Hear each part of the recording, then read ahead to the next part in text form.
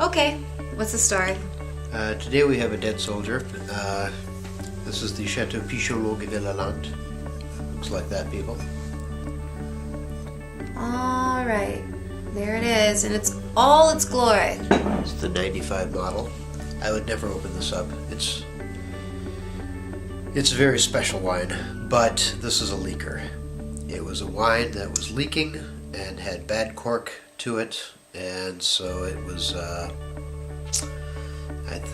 probably would have saved it for a special occasion, but there aren't enough special occasions anyway, and... every night together is a special occasion.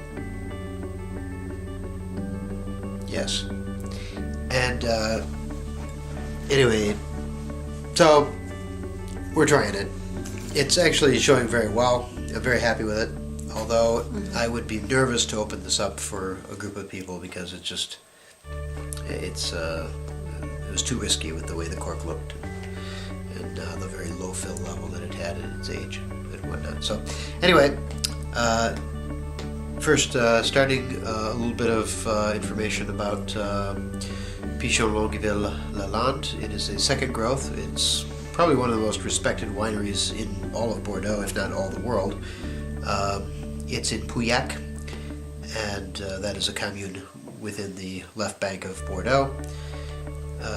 Pichon Longueville is sort of special in the fact that it is also encompassing a small piece of property that sort of goes off into Saint-Julien.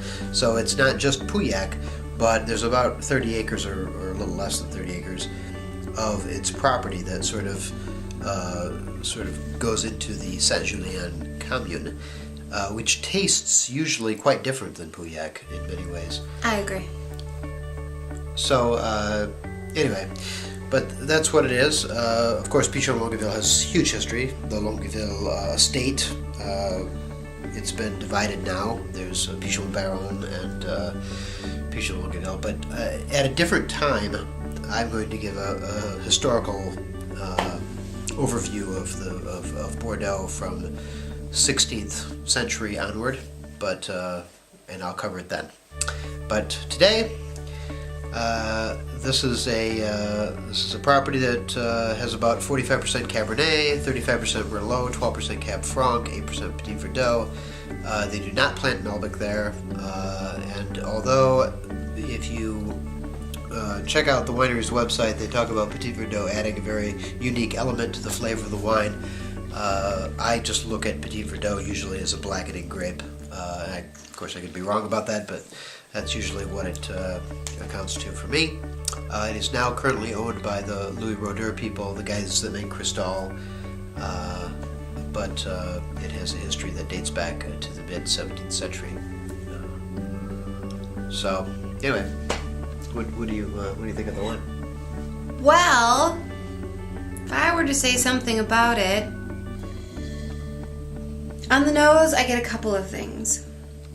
First and foremost, it's as if I'm sticking my nose into a bag of very sweet wheat flour, so I get some of those yeasty notes to it. It also has a bit of the perfumed talc sort of something going on there. It's very delicate on the nose, I think. It's very soft, very approachable, very lovely. How about you? I get a lot of black olive. I get a little bit of rhubarb in the nose. I get... the black olive I pick up on. Yeah, the black olive is just like right there. Once you and I, we taste wine slightly different. So you seem to pick out more in the nose, and you have probably better olfactory senses than I do. But you're better on the palate. Well, because of the way my nose is, and I have issues with my nose, I have good ability to smell, but because I have a lot of blockage in my nose much of the time, it's not until I put the wine in my mouth that I can really pick up some of the nuances. So, different than you. So you're better on the mouth. You're so dirty. So anyway, speaking of on the mouth, on the palate, what do you get? Because when I taste this, I don't taste a lot of the flavors that you do. I taste more like the texture and whatnot. So for this, if I were to describe the palate, I would describe it as one that starts out very smooth with a very solid composition. It transitions to a wine that's equally perfectly balanced in both tannin and acid. So it starts out here and then it kind of separates to show its full range. It's really, really interesting.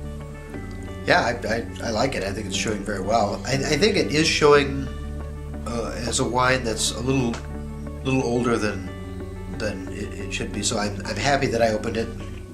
Me too. Although I wish that it didn't have any cork problems. But this is a wine for me that again, I get the black olive sort of tapenade sort of thing. I get sage. I get seaweed. I get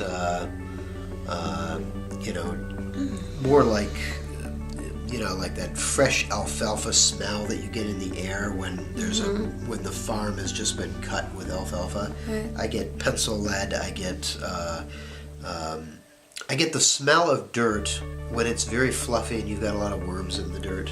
It's like healthy dirt. Fresh, healthy, dark dirt. I mean, I get a little bit of that going on in the wine. I get mushroom.